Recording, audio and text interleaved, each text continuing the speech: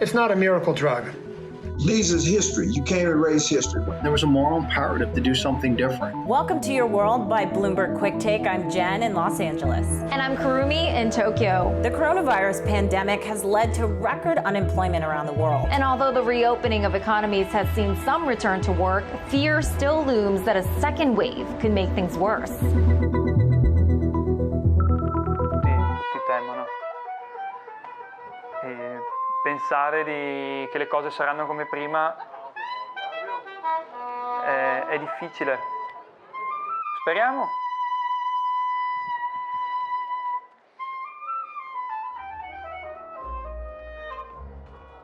Mi chiamo Francesco Socal, sono un musicista.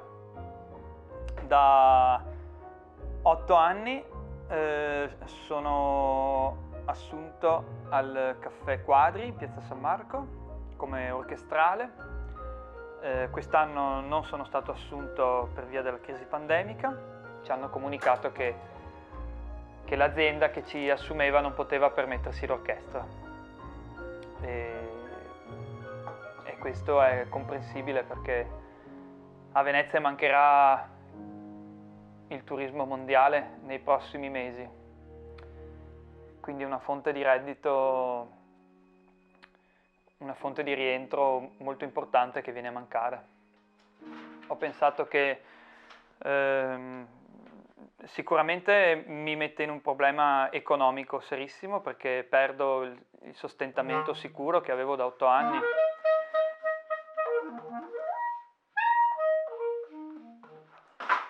Passo le mie giornate studiando tanto. Io sono fortunatissimo perché grazie all'azienda per cui lavoravo, io ero un lavoratore in regola e quindi ho beneficiato del bonus di 600 euro dello Stato. Da 3 mesi sto aspettando anche i 600 euro di aprile.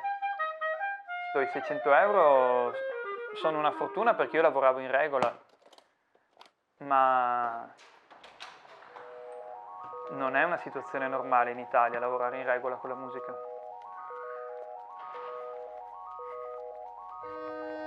Allora, questo posto è stato fondato nel 2013 da un collettivo di artisti e operatori nell'ambito dello spettacolo.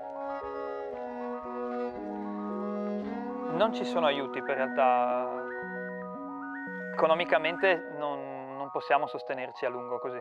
E qualsiasi restrizione sull'aggregazione della gente, limiterà gli eventi futuri perlomeno del 70%. Rimarranno solo i grossi eventi finanziati che potranno permettersi delle misure stringenti. Naturalmente questo non è l'unico posto, è uno dei pochissimi rimasti e tanti hanno già dovuto cedere il passo, purtroppo, già prima della pandemia.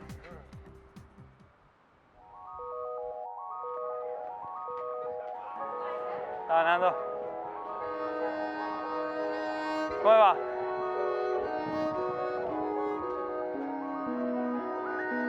Come va? Com'è così? Sì, sì.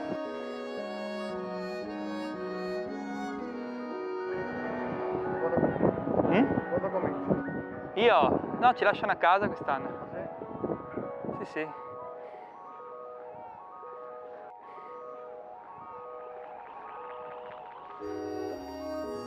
Vanni!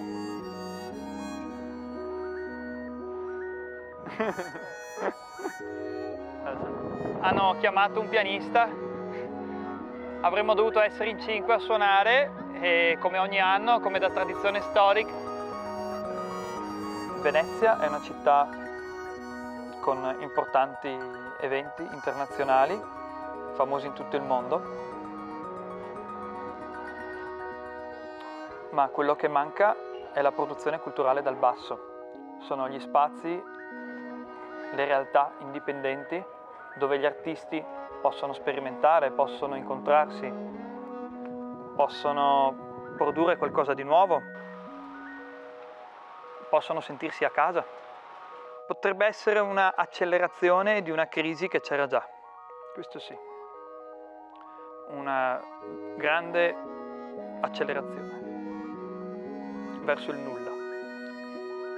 Dall'altra parte sono contento di reinventarmi, di cambiare, di provare altre strade e sono contento che anche Venezia sia portata a cercare altre strade oltre al turismo di massa.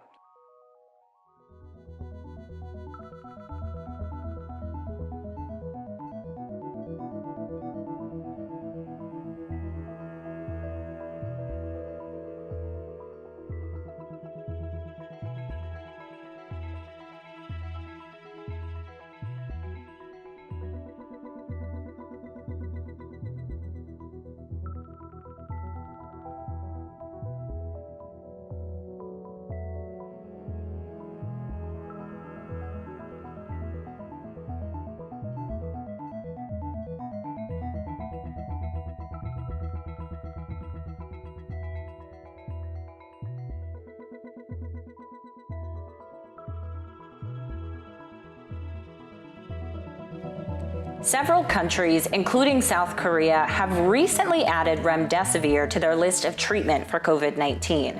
With no approved vaccine available, the antiviral drug has been at the forefront of the battle against the disease after it helped shorten hospital recovery times in a U.S. clinical trial. On New Year's Eve of 2019, a scientist at Gilead Sciences received a disturbing email from a top virologist. There are rare cases of a mysterious pneumonia going around in Wuhan, China. Nobody knew what was causing it. Watch this one, the virologist warned. It might be new coronavirus. Remdesivir was one of the few experimental medicines back in January that had already shown promise against a wide variety of coronaviruses. So when Chinese scientists confirmed that the mysterious pneumonia was indeed caused by never-before-seen coronavirus a couple weeks later, Gilead scientists knew right away that their drug was going to be a top candidate to treat it. There haven't been many examples of foresight and preparedness in this pandemic, but the story of Gilead's Remdesivir is one of them. That COVID-19 can be characterized as a pandemic. At a time before the World Health Organization confirmed there was human-to-human spread, and long before anyone knew it was a pandemic, Gilead started forming a task force, studying how to test Remdesivir and, if it worked, how to mass produce it quickly. The months-long process employs 70 raw materials, reagents, and catalysts, and they are mostly processed in 25 largely sequential steps. But thanks to the company's earlier work with Remdesivir of Ebola, it already had a small supply of the drug on hand, and that allowed clinical trials to begin almost right away in China and Europe and elsewhere. However, filling enough vials to treat potentially millions of patients in the pandemic would require a lot more of the drug. So back in January, Gilead ordered enough of necessary key ingredients to produce more than 1 million patient courses by the end of 2020. That early decision helped pave the way for what appears to be the first effective drug to treat the biggest pandemic in more than a century. Remdesivir has a clear-cut, significant positive effect in diminishing the time to recovery. Gilead has reported that one of its coronavirus drugs is working. It's one of the most watched therapies on being able to potentially treat COVID-19. But to be clear, it's not a miracle drug. In severe cases of COVID-19, the medicine appears to speed up recovery by about 4 days, according to preliminary results of a 1,000-patient trial. The U.S. Food and Drug Administration didn't allow Gilead to claim that the drug is safe and effective for COVID-19. It only said there's a reasonable probability that the drug may help. Gilead plans to donate the first 1.5 million vials, enough for roughly the first 200,000 patients, and says that by fall, a much larger supply should start to become available. The question is, can Gilead and its partners make enough of the drug for the whole world?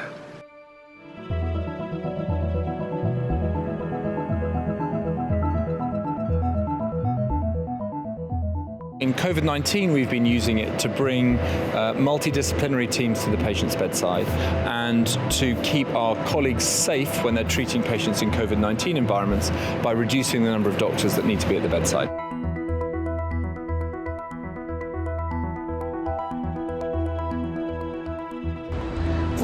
has emerged as the world's new epicenter for COVID-19. The state's governor, Ron DeSantis, suggests young people are to blame.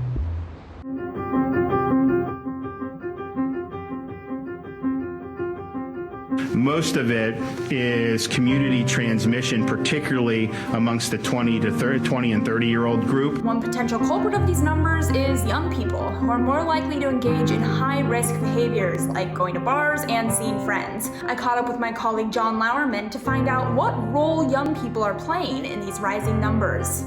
John, why are we seeing such an increase in coronavirus cases among young people? There have been a lot of young people who've gotten really sick and even lost their lives. I'm not trying to be scary or anything. I'm just saying I wouldn't assume, just because you're young, you have nothing to fear and you can hang out with whomever you like. I think everybody needs to be cautious. We've gone from testing people who we know are sick to testing many people who we're not sure whether they're sick or not, but we want to find out whether they're sick because we don't want them to give it to other people, right? So that's a very important thing to do. It's a very important dimension of the entire control apparatus. Those people who are infected and aren't sick, they are truly infected and they can transmit the virus. So it's very important to find out who they are. But if you're going to test a lot more asymptomatic people, you're probably going to find more young people because more young people have the virus and aren't sick. I'm not blaming individuals. I think everybody is, trying to do the best that they can. Everybody likes to get out and do things. I don't think that young people are the only ones who are driving this at all. I do think that some states really haven't instituted or enforced the kind of measures that keep people separate from each other and keep people from sneezing and coughing in each other's faces. And that's how the virus gets transmitted. There's just no doubt about that, right? It's not like it's a different virus than it was in December. It hasn't changed. What's made a difference is that people have really begun to keep their distance. I'm over the virus. It's not over me.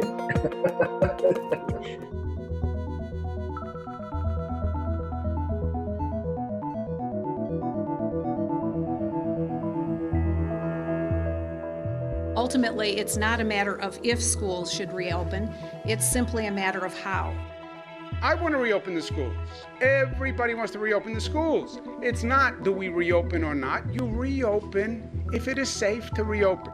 Both LA Unified School District as well as San Diego announced that they're going to enter into the fall school season the way they ended last school year, and that is by utilizing distance learning. We can't turn schools into yet another political football in this game. It's not fair on our children. So we have to look at this carefully in the light of the transmission in any given country or any given setting.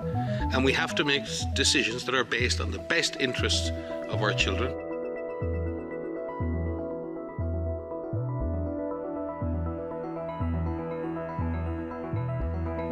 It may be hard to believe, but the world's largest monument to white supremacy is still standing, despite decades of efforts calling for its removal. Here's the story of Georgia's Stone Mountain. As the United States grapples with its treatment of Black Americans, monuments dedicated to Confederate leaders and soldiers are falling. None, however, are quite like the carvings of Jefferson Davis, Robert E. Lee, and Stonewall Jackson on Georgia's Stone Mountain, the world's largest monument to white supremacy. Stone Mountain, Georgia, the largest single work of sculptural art in the world, has just been completed. To be clear, symbols of the Confederacy, any iconography connects themselves to white supremacy. That is the truth, and that's all these symbols mean. A tribute to the Confederacy. The Confederacy was founded to continue the enslavement of African Americans. Featuring General Robert E. Lee, Jefferson Davis, and General Stonewall Jackson. This trio was unapologetically enthusiastic about maintaining the institution of slavery. And on November 25th, 1915, over a dozen men gathered at the top of Stone Mountain. That night, the men who lynched Leo Frank, a Jewish man wrongly convicted of killing a teenager, burned across atop Stone Mountain, signaling the rebirth of the Ku Klux Klan. It was Klan property. Stone Mountain had been a gathering place for the Klan. The two main organizations that have to do with these Confederate monuments were not the Klan, was the Daughters of the Confederacy and the Sons of the Confederate Veterans. Those were the front for the erection of these monuments across America. Over 400 Confederate symbols were sponsored or co-sponsored by the Daughters of the Confederacy. These monuments across the nation were not built in the 19th century. They were built in the 20th century in response to civil rights gains. The purchase was after Brown versus Board of Education decided. Stone Mountain was completed in 1972, 8 years after the Civil Rights Act was signed. Whenever African Americans asserted our civil and human rights, the white supremacists reasserted white supremacy in the form of these symbols being dotted all across the United States.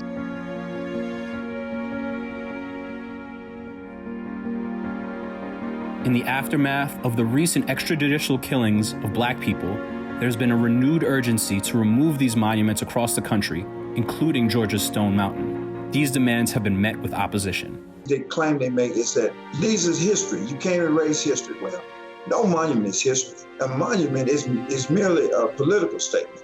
Once we move on away from the politics of the past, those remnants of the politics of the past should be placed in a museum somewhere. Perhaps they need to be a massive graveyard of Confederate monuments. All we're asking for is that a true and full history be taught. They are determined to tear down every statue, symbol, and memory of our national heritage. That is why I am deploying federal law enforcement to protect our monuments, arrest the rioters, and prosecute offenders to the fullest extent of the law.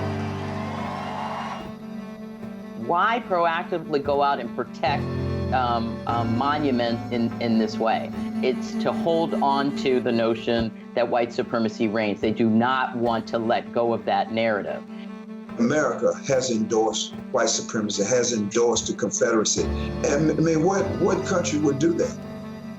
The fact that people want to tie their heritage to white supremacy is baffling to me. It is, unfortunately, there's a heritage of hate, there's a heritage of bigotry, there's a heritage of discrimination. Why don't you go down and paint it on the city building? Wait. Why's it gotta be a statue? So I do understand that other races do not understand how we feel about this statue, right? This is the equivalent to having Hitler's statue in a Jewish community. As a Black person, I'm not insulted by these monuments. I'm really terrified by these monuments. Because while you hold these signs and while you gather for a monument, there are people that are treated like animals every single day. Stone Mountain's Confederate monument is protected under a 2001 Georgia law, so any changes would require a repeal of that section of the Georgia State Code. Until that law changes, protesters will continue to demand the world's largest monument to white supremacy come down.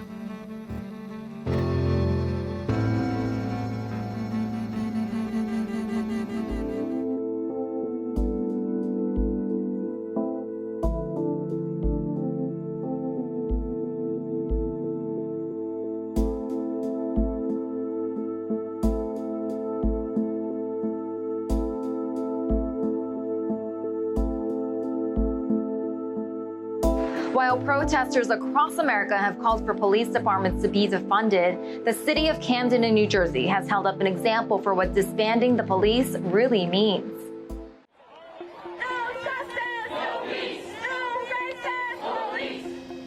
Across the world, protesters have taken to the streets after the killing of George Floyd at the hands of 4 police officers in Minneapolis. They're not only calling for justice, but for the reform of the American police system altogether. He couldn't breathe! He couldn't breathe! Most of the protests have been peaceful, but others have led to violent clashes and even more police brutality.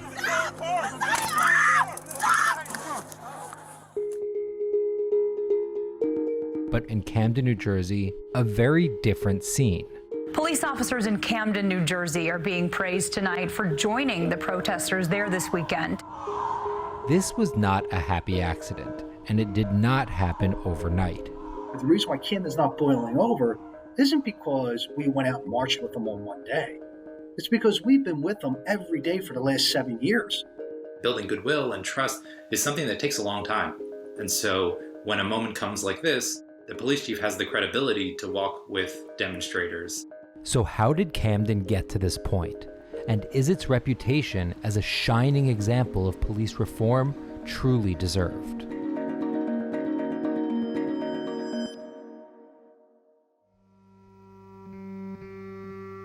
Camden, New Jersey hasn't always been a bastion of police reform. Just under a decade ago, the majority Black and Hispanic city was one of the poorest in America, and it still is today. The biggest challenge that residents face is the impact that being an impoverished city brings. Just the daily struggle of making enough money to pay bills. And then on top of that, violence is part of the experience of living in Camden. I was shot myself in 2006 as an innocent bystander. Any single person you talk to in the city knows someone who's either been shot or murdered. There was a moral imperative to do something different. You know, to be quite frank with you, the organization was one that any community member on the street would probably describe as apathetic, lethargic, and corrupt. So in 2013, after spikes in murder year after year, the city police department was dissolved entirely and placed under control of the county. Something radical had to happen. Something different was the mandate. That mandate was a complete overhaul, fundamentally changing how the department was run. All of the officers were fired and then most rehired after taking a pay cut.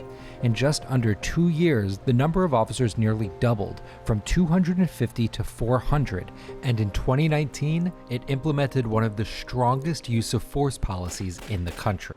What we have learned over time is that if you apply certain strategies and tactics, drop the knife. You can have a safer resolution of these traditional violent events that have better ending results for the subject that you're dealing with and the officer as well. One of the changes that we advocate for here at the Policing Project is to encourage departments to give their officers more guidance, require de-escalation, ban chokeholds and strangleholds, make sure that deadly force is only used as a last resort. But change did not come easily. Even with bipartisan support from the governing board of the city, county, and state in New Jersey, police viewed it as union busting. When I first started as a police chief, I had a labor organization that would probably be more categorized as defense attorneys for cops.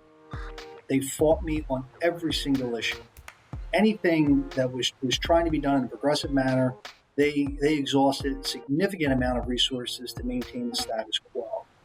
Demolishing one department and switching to a new was an extreme reaction to an extreme problem. Good officers lost their jobs, lost their income because of the sloppy way the transition happened. Now, it was sloppy, but it was also unprecedented. Nothing like that had ever happened in the United States, let alone New Jersey. And that may be the grand sacrifice that's made when you're trying to eliminate a department that has many issues. By the police department's account, since 2012, reports of excessive force complaints have dropped by 95%, and homicides, which reached 67 in 2012, have dropped almost every year since. Used to be, you call them today and they come tomorrow. And now? And now, 20 minutes, give them 20 minutes. Today, the department is much better. The officers have a faster response time. They have body cameras. You could see the impact of the training they had on both de-escalation and implicit bias. We essentially were able to drop murders by more than 70% and cut violent crime in half by empowering the people of the community and giving them the ability to reclaim their neighborhoods rather than us just militarizing city streets and further polarizing and re-victimizing many people within the community. When you match courage with compassion, with care, and understanding of the community, like we've seen here in Camden, some really outstanding things can begin to happen. I think Camden's doing a great job, but the only people who could really tell you that are the residents of Camden. And I think if they are walking with the chief and they feel like they're being heard, then we know it's working. However, for residents and activists in Camden, some question how much real progress has been made, especially since Scott Thompson's retirement in 2019. George Floyd! George Floyd! George Floyd! No justice, no peace!